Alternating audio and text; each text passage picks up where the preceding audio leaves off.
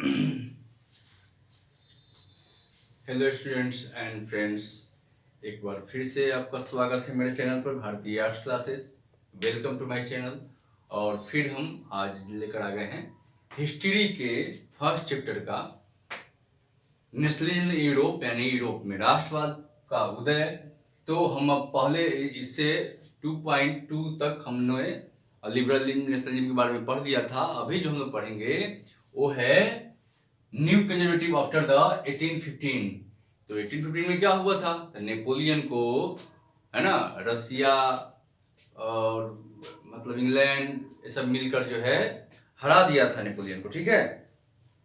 और इसको कहाँ भेज दिया हराने के बाद नेपोलियन को? तो वाटरलू के बैटल में हराया गया, यानी युद्ध में हराया गया। और भेजा कहाँ गया? तो सेंट हेलेना आइलैंड था, टापू था जो ब्रिटेन में पड़ता, वहीं पर जो नेपोलियन की डेथ हो गई कब? 21 में।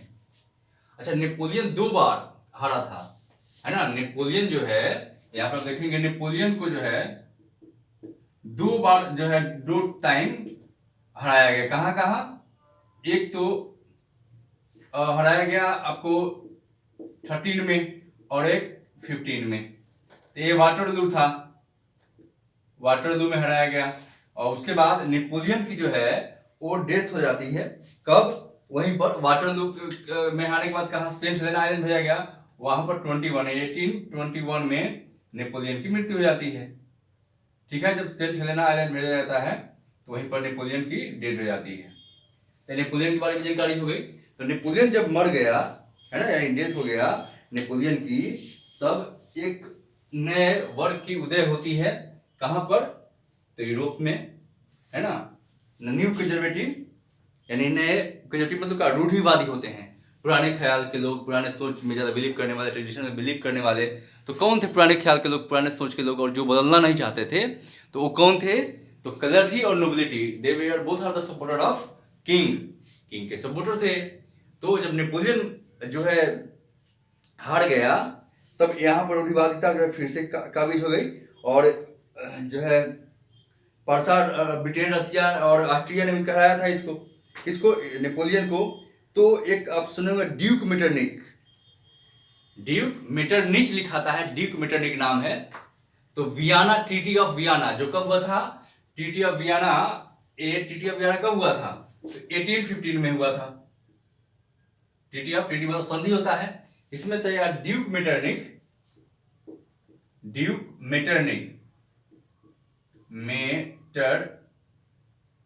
लिखाता है और पढ़ते हैं मेटरनिक, ठीक है। ड्यूक मेटरनिच लिखाता है, ड्यूक मेटरनिच पढ़ते हैं, ठीक है ना। ड्यूक मेटरनिच तो यहाँ होस्ट करा था वियना ट्रीटी को।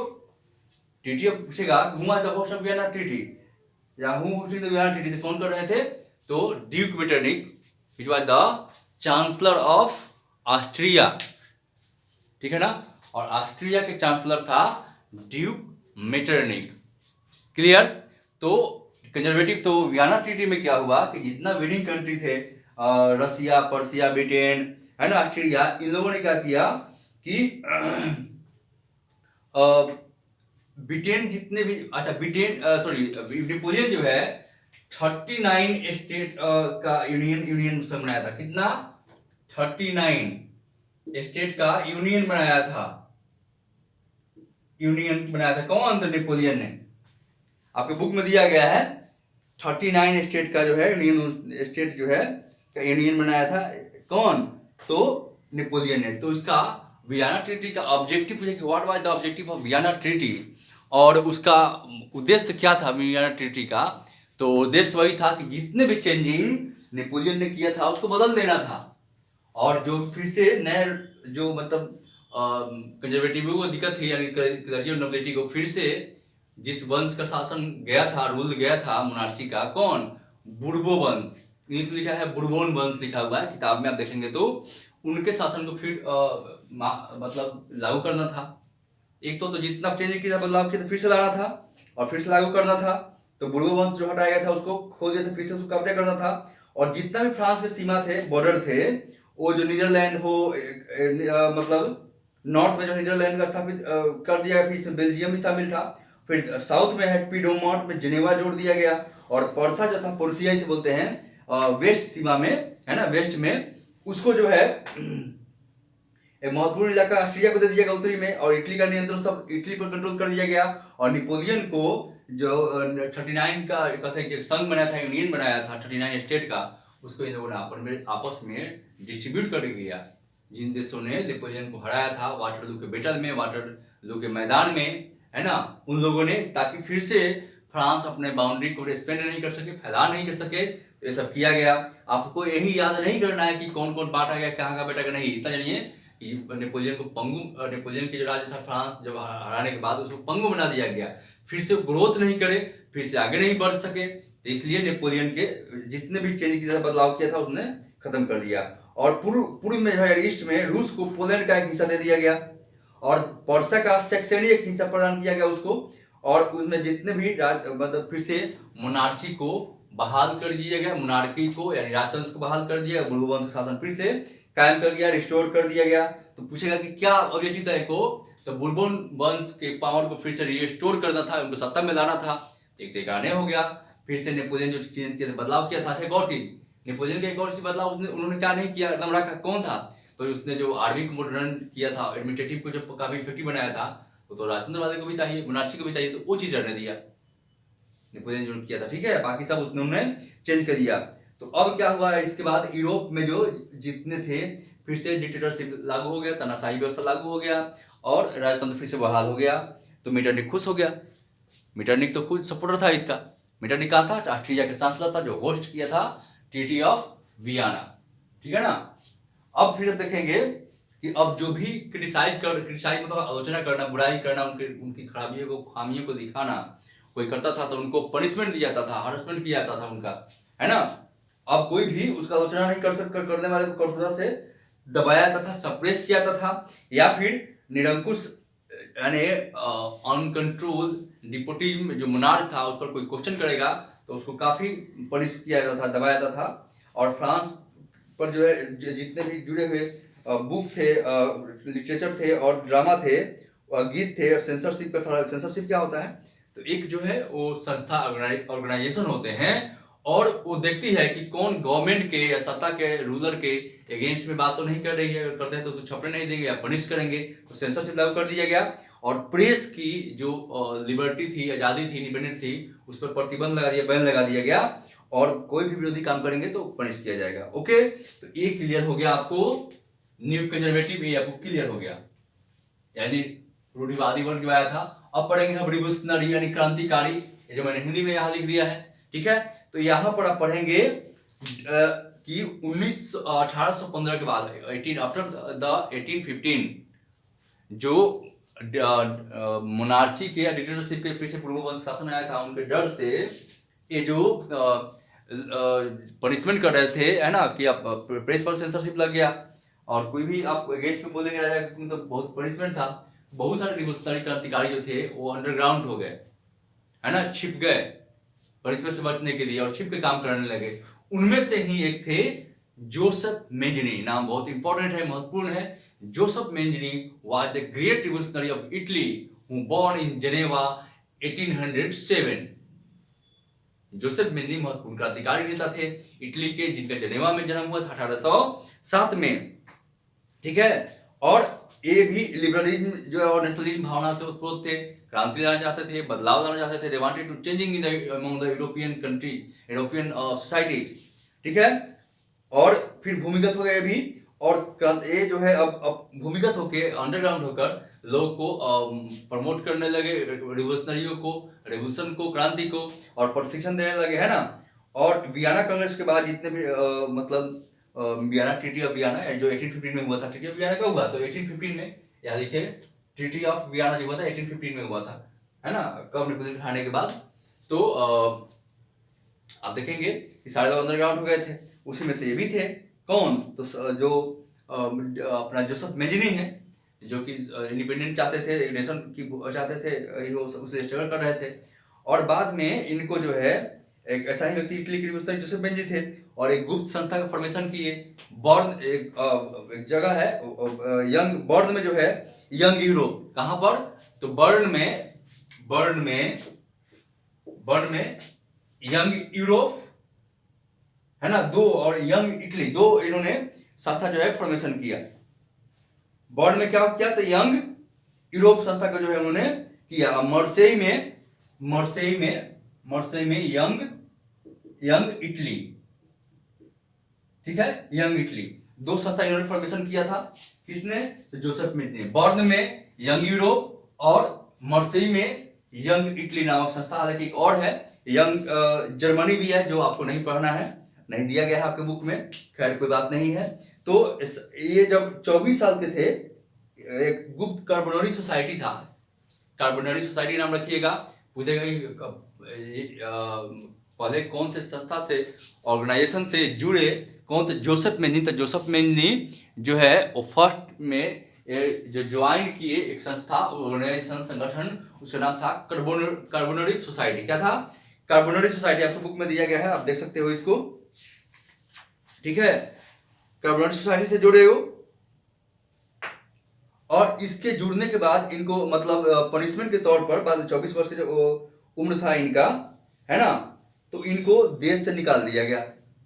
यानी अपने देश जो थे इनके, उनको यहीं से निकाल दिया गया, एक्साइल कर दिया गया। एग्जिट मतलब होता है बाहर जाना, तो एक्साइल मतलब क्या होता है, बहिष्कृत करना या बाहर निकालना। इनको देश निकाला का सजा जो है पनिशमेंट के तौर पर वहाँ के जो उस समय रूलर थे उन्होंने कर दिया। चलो भाई बाहर आ गए।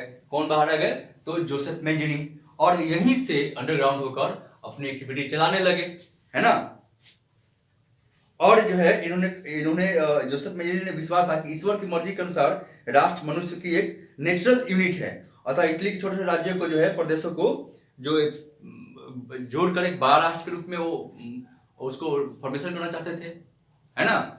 और फिर गणतंत्र यानी रिपब्लिकन के जो है व्यवस्था करना चाहते थे उसमें। इटली का मतलब कर रहा है कि इटली का मुक्ति तभी हो सकता है जब इनको यूनाइट किया जाए सभी छोटे छोटे जो है। और ये मॉडल जो है, अब कहाँ कहाँ इनका जो जोसेफ मेंजी का मॉडल था, जो थॉट था, आइडियोलॉजी थी, वो कहाँ अन्य देशों में मतलब एरिया में फैले, कौन कौन, जर्मनी, फ्रांस, स्विट्जरलैंड, पोलैंड में। अब हर जगह इनका जो इस तरह के सेक्रेट सोसाइटी, जैसे यंग इटली, यंग यूरोप की जो संस्था थी, सोसाइटी थी, उनका फॉर्मेशन अब होने लगा।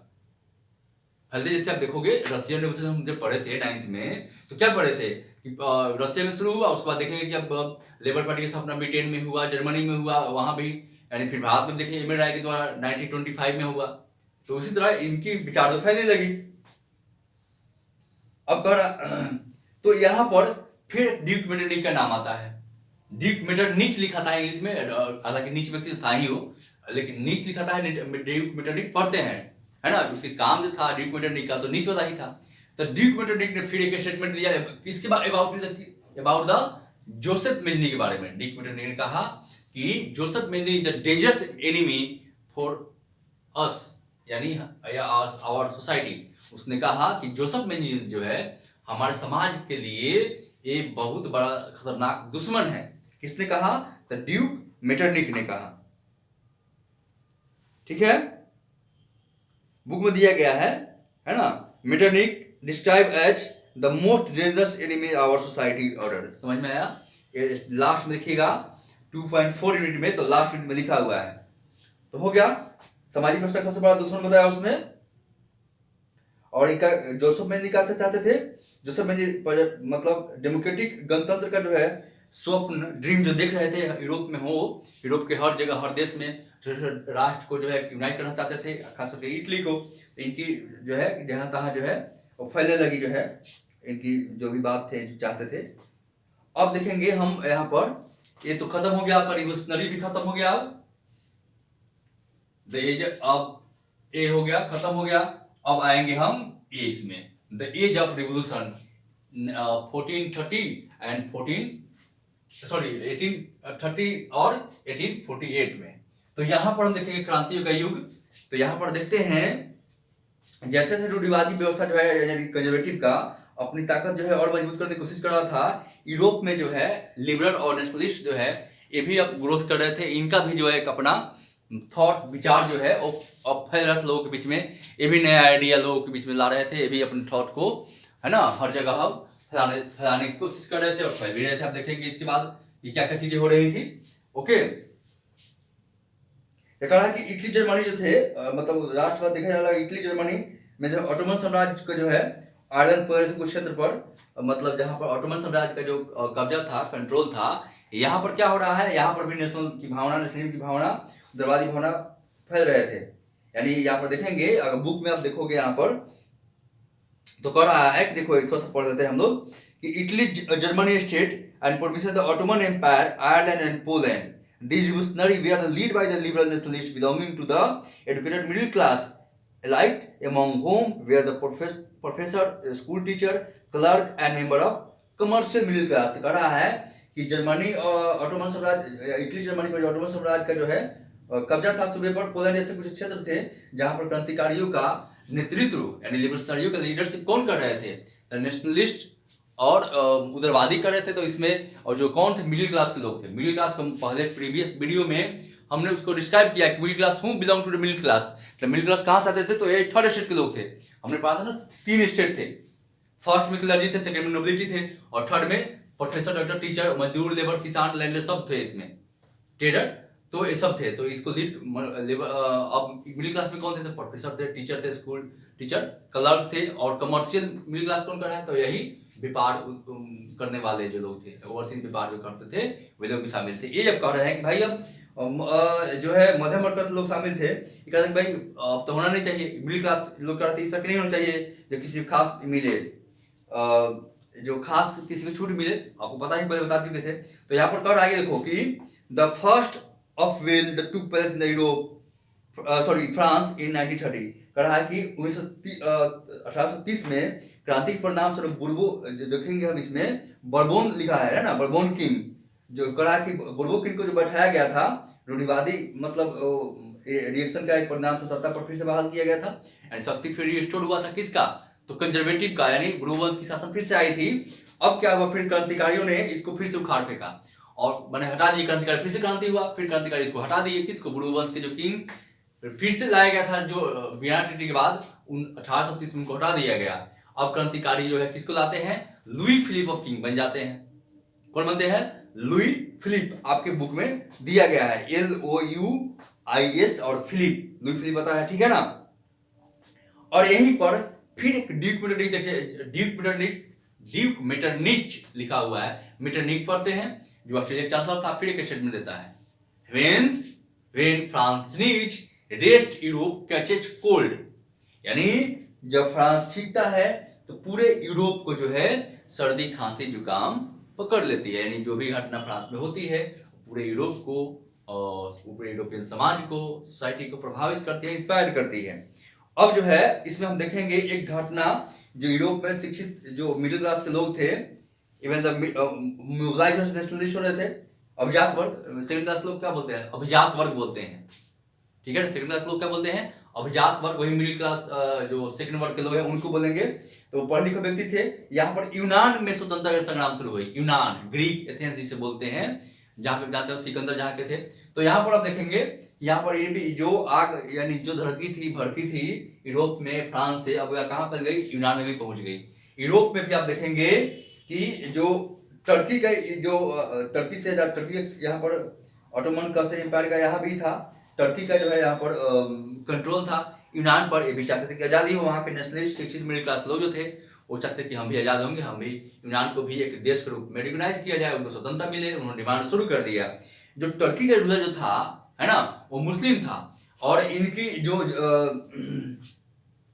ऑटोमन साम्राज्य का यहाँ पर एक भाग था, मतलब 15वीं सेंचुरी में, मतलब 15वीं शताब्दी में ये जो यूनान था और ऑटोमन साम्राज्य का ही अंग था।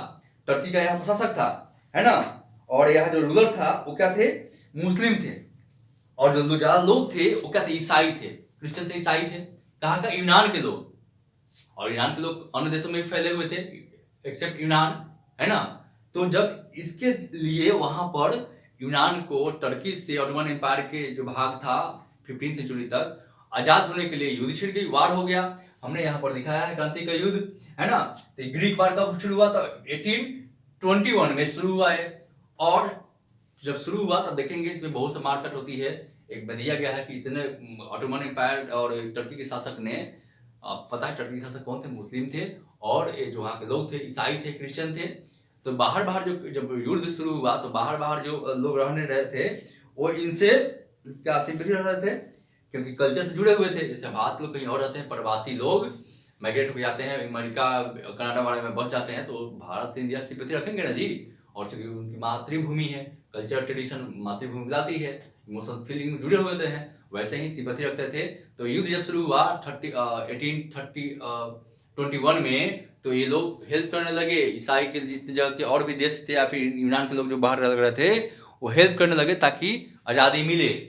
और बहुत सारे यहाँ पर ईसाइयों को काट दिया गया, मार दिया गया ऑटोमन टर्की के जो एम्पायर था उसके द्वारा। लेकिन लास्टली जो है फाइनली जो है एक संधि हो जाती है ना। इसमें पूरे यूरोप इतना बहुत मारा गया ईसाइयों का, क्रिश्चियन को, कि पूरे यूरोप में जितने अन्य देश थे जो ईसाई लोगों का था, जैसे फ्रांस था या फिर रसिया था, ब्रिटेन था, है ना, ईसाई जगत जो है उन लोगों ने इससे हेल्प किया।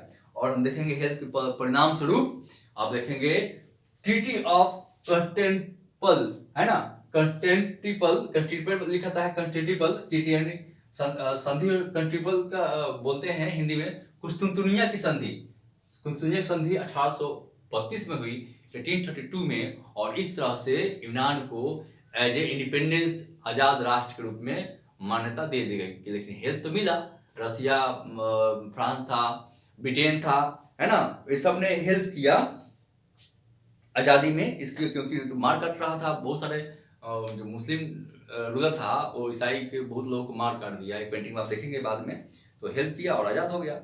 कुस्तुनतुनिया की संधि या कंस्टेंटिनोपल, है ना, यहाँ कंस्टेंटिनोपल यानी कंस्टेंटिनोपल के हिंदी में जब लिखा होगा कुस्तुनतुनिया मिलेगा।